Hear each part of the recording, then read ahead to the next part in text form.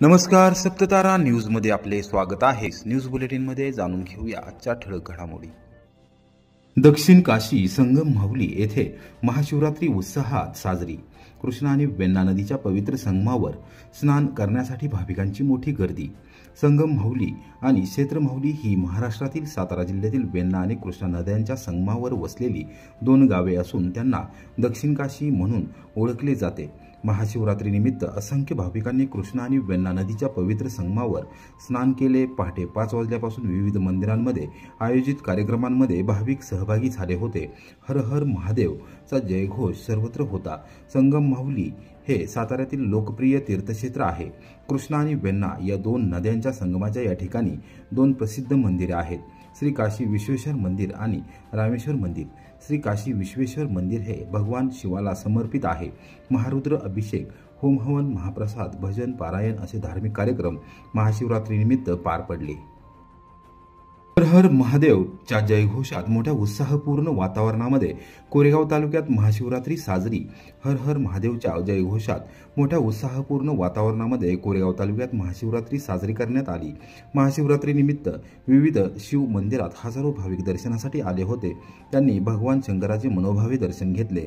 महाशिवरात्रीनिमित्त भाविकांच्या अलोट गर्दीत आज पहाटे 3 वाजल्यापासून कोरेगाव येथील श्री केदारेश्वर, श्री रामेश्वर, श्री बिल्वेश्वर तीर्थक्षेत्र, तांदुळवाडी येथील श्री कोल्हेश्वर, बोरबन येथील श्री विठ्ठल रुक्मिणी मंदिर आदी मंदिरे भाविकांसाठी खुली करण्यात आली होती।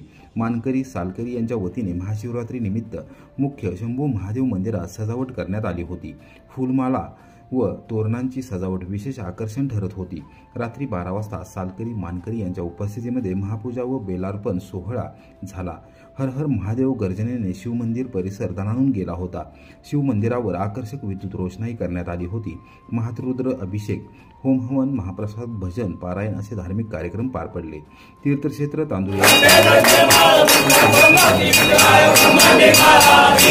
जिल्हा परिषदेचे माजी सदस्य किरण बर्गे, कोरेगाव विकास आघाडीचे अध्यक्ष तथा प्रथम नगराध्यक्ष प्रशांत उर्फ राजाभाऊ बर्गे, सुलतानवाडी ग्रामपंचायतचे सदस्य राहुल बर्गे व पोलीस निरीक्षक घनश्याम बल्लाळ यांच्यासह यात्रा कमिटीचे पदाधिकारी, सदस्य आणि तांदुळवाडीमधील मान्यवरांच्या उपस्थितीमध्ये श्रींच्या मूर्तीला कृष्णा नदीमध्ये विधिवत स्नान घालण्यात आले।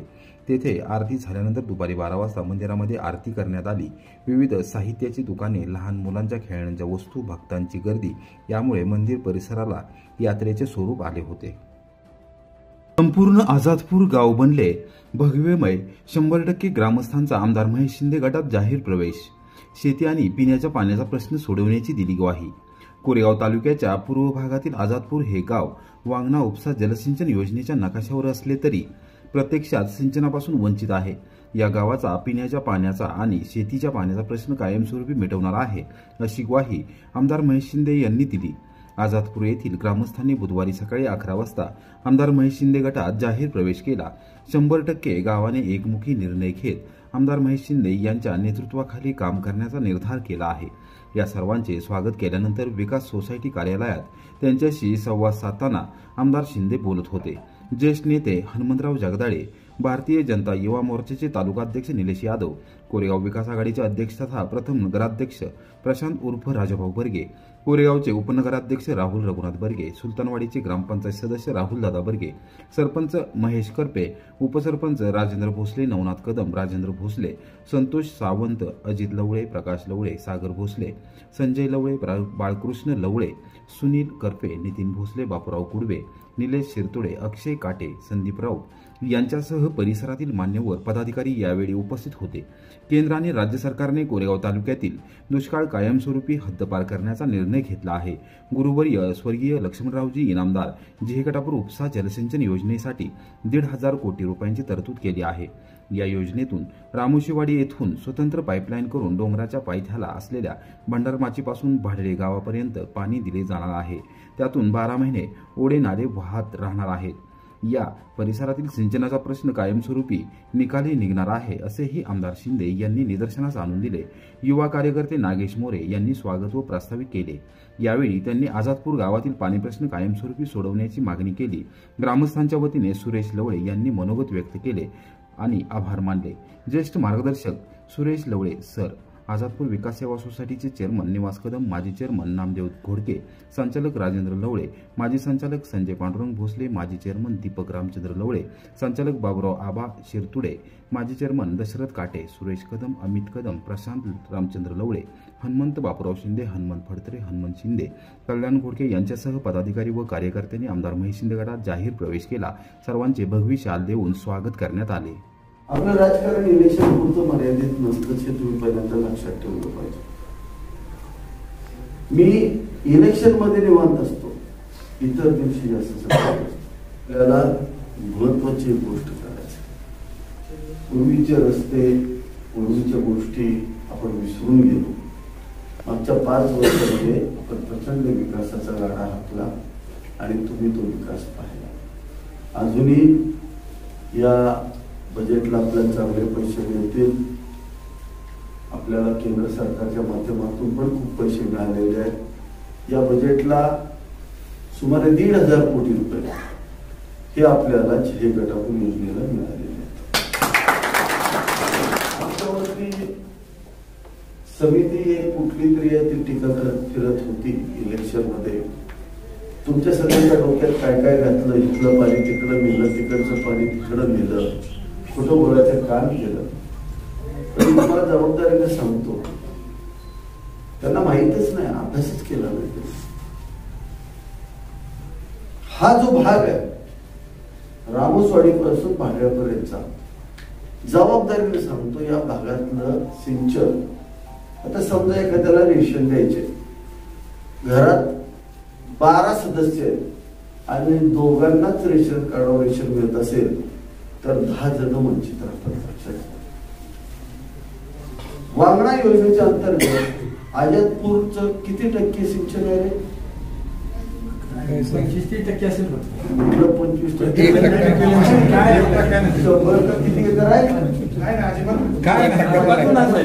50 का 75 एकर दाखवलं होतं नावाला 50 का 75 एकर दाखवलं होतं. विरोधकांकडून जाणीवपूर्वक टार्गेट करण्याचा प्रयत्न. माजी मंत्री बाळासाहेब पाटील. संयमाची भूमिका कायम असल्याचा दिला निर्वाळा. हनबरवाडी वाण्याच्या वाडीत शेतकरी सभासदांशी साधला संवाद. महाराष्ट्राचे शिल्पकार स्वर्गीय यशवंतराव चव्हाण आणि आदरणीय पी.डी. पाटील साहेब यांनी संयमाचे राजकारण केले. त्यांचाच वारसा मी पुढे चालवत आहे. विरोधक विनाकारण माझ्यावर टीका करून राजकीय पोळी भाजून घेण्याचा प्रयत्न करत आहेत. मी मात्र कायम संयम ठेवला आहे.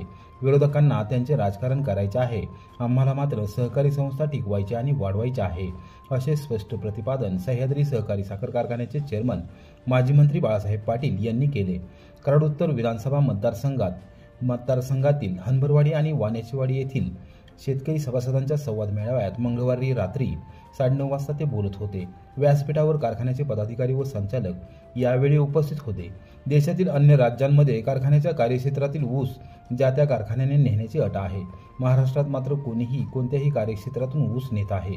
परिणामी शेतकऱ्यांना अपेक्षित ऊस दर मिळत नाही. खाजगी साखर कारखान्यांचे सहकारी साखर कारखान्यांपुढे मोठे आव्हान आहे. मात्र आजवर शेतकऱ्यांच्या अनेक पिढ्यांना सह्याद्री सहकारी साखर कारखान्याने हातभार लावला आहे. सामान्य शेतकरी हा कारखान्याचा मालक आहे. विरोधक मात्र निष्कारण राजकारणातून चिखलफेक करत आहेत, असे त्यांनी निदर्शनास आणून दिले. कारखान्याच्या मतदार यादीवरून विरोधक निष्कारण आरोप करत आहेत. प्रत्यक्षात मात्र राज्य सहकारी निवडणूक प्राधिकरणाने सहकार खात्याने मागवलेल्या याद्या कारखान्याने दिलेल्या आहेत. त्यामध्ये कोणतेही राजकारण नाही. त्याचबरोबर कोणत्याही नावावर आम्ही हरकत घेतलेली नाही, असे त्यांनी निदर्शनास आणून दिले. आजवरच्या राजकारणामध्ये मी कधीही कोणावरही राजकीय द्वेषभावनेने चिखलफेक केलेली नाही. विरोधक मात्र विनाकारण मला टार्गेट करत आहेत. साहजिक आहे, कारखान्याचा चेअरमन असल्याने मला मान सन्मान मिळतो. मात्र मी स्वर्गीय यशवंतराव चव्हाण साहेब आणि आदरणीय पी.डी. पाटील साहेब यांचा वारसा पुढे चालू ठेवत संयमाची भूमिका घेतली आहे आणि ती माझी कायम राहणार आहे, असेही त्यांनी स्पष्ट केले. काही अपप्रचार हा मोठ्या प्रमाणामध्ये केला जातोय माझ्याबद्दल व्यक्तीचा. का मला टार्गेट करते कोणास ठाऊक. अहो इतका साधा सरळ जाणार मी कुणाची खोड काढल्या राजकारणात, काय कुणा बोलले का कधी. पण ते चेअरमन असा चेअरमन तर ठीक आहे, मला मान सन्मान मिळतो, शेवटी मिळतो त्या ठिकाणी, ते मान्यच करायला पाहिजे की राजकीय दृष्ट्या थोडं कडक बोललं की लोकांना काय बरं वाटतं, टाळ्या वाजवल्या बरं वाटतं आणि मग आपणच बघ म्हणतो अरे तो असं म्हणला ते तसं म्हणला, तुमच्याबद्दल बोला, काय माझ्याबद्दल बोलून मला काय मला माझ्यावर काय परिणाम होत नाही. शेवटी असं आहे की चव्हाण साहेबांच्या सुद्धा चव्हाण साहेब एवढा मी मोठा नाही, पण त्यांच्यावर सुद्धा टीका झाल्या, प्रचंड टीका झाल्या, पण त्यांनी कधी संयम सोडला नाही. पवार साहेबांच्यावर किती टीका होता, तो संयम कधी सोडलाय का? कधी संयम सोडत नाही. राजकारणामध्ये एक लक्षामध्ये घ्यायचं, ज्यावेळेस नेत्यावर टीका होती त्यावेळेस समजायचं की त्या नेत्याचं काम चांगलं चालू आहे. मी आता गावोगाव फिरतोय. मला एका गावात कोरेगाव दगडात सांगितलं, साहेब तुम्ही कशाला चिंता करताय, आंब्याला दगड मारते ते. म्हणला बाबाला कोण मारते? एकानं मला सांगितलं की आमका कारखाना यावर्षी इकडे का आला नाही. काय माहित नाही आला नाही, काय माहित. म्हणले तुमचा आणि त्यांच्या दरात फरक आहे, उद्या तुलना होईल म्हणून तो आला नाही. मी सांगायचं तात्पर्य काय, लोक सुद्धा विचार करतात की काय चाललंय या कार्यक्षेत्रामध्ये, काय चाललंय याचा विचार त्या ठिकाणी साकार करत असतात. आणि या सर्व विषयावरून आपण सर्वांनी साथ आणि सहकार्य केलंय. असं सहकार्य किंवा यापेक्षा अधिक सहकार्य आपण द्यावं. सर्व ठिकाणी अतिशय चांगल्या प्रकारचं वातावरण हे त्या निमित्तानं आहे. आता या 4-5 दिवसामध्ये निवडणुकीची प्रक्रिया त्या ठिकाणी जाहीर होईल आणि ती झाल्यानंतर आपण त्या ठिकाणी सर्वजण जाऊ. कोरेगावच्या कळकाईत धाडसी चोरी, लॉकरमधून सुमारे 42,000 रुपयांचा ऐवज लंपास, अज्ञात चोरट्याच्या विरोधात गुन्हा दाखल. कोरेगाव शहरातील कळकाई उपनगरामध्ये वास्तव्यास असणारे सातारा 7 स्टार न्यूज चॅनलचे संपादक पत्रकार अजमुद्दीन बाबालाल मुल्ला यांच्या बंद घरातून अज्ञात चोरट्यांनी सोन्याचे दागिने व रोख रक्कम असा एकूण 42,000 रुपयांचा ऐवज चोरून नेला आहे. या प्रकरणी कोरेगाव पोलीस ठाण्यात बुधवारी रात्री 8:15 वाजता गुन्हा दाखल करण्यात आला आहे. मुल्ला यांनी दिलेल्या फिर्यादीमध्ये म्हटले आहे की नातेवाईकांच्या कौटुंबिक कार्यक्रमानिमित्त सहकुटुंब मुंबई येथे गेलो होतो. मुंबईला जाण्यापूर्वी घरातील बेडरूम आणि हॉलमधील लॉकरमध्ये सोन्याचे दागिने व रोख रक्कम ठेवली होती. मुंबईहून परतल्यानंतर अंगावरील सोन्याचे दागिने लॉकरमध्ये ठेवण्यासाठी पत्नी गेली असता लॉकरचे कुलूप तोडलेले आढळले. त्यानंतर व्यवस्थित पाहणी केली असता लॉकरमधील सोन्याचे दागिने आणि रोख रक्कम असा एकूण 42,000 रुपयांचा ऐवज अज्ञात चोरट्यांनी चोरून नेला असल्याचे लक्षात आले. या प्रकरणी अज्ञात चोरट्याच्या विरोधात गुन्हा दाखल करण्यात आला आहे. पोलीस निरीक्षक घनश्याम बल्लाळ यांच्या मार्गदर्शनाखाली पोलीस नाईक अमोल धनावडे तपास करत आहेत.